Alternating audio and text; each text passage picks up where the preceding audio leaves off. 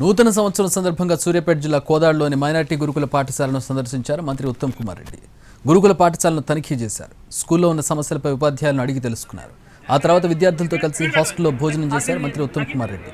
కొత్త సంవత్సర వేడుకలను విద్యార్థులతో జరుపుకోవడం ఆనందంగా ఉందన్నారు ఆయన.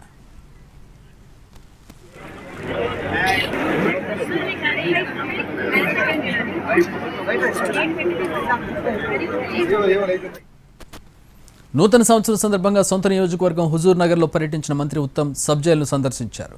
జైలు ఎంట్రీ రిజిస్టర్లో సంతకం చేశారు. ఖైదీల సంఖ్య, వారికి ప్రభుత్వం కల్పిస్తున్న సౌకర్యాలు, ఖైదీల మెన్యూ, జైలు సిబ్బంది వివరాలు, వారి సమస్యలను అడిగి తెలుసుకున్నారు.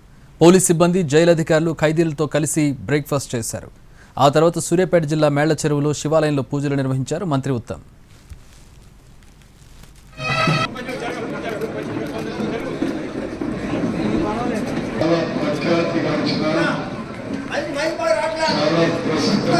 ముసల కుసుండి ముత్కర ప్రాస వరిగ పట్టిష శతకి చక్రాధ్యాయుల భీషణకర సహస్ర ధౌష్ట్రాకరాల వలన యథార్థ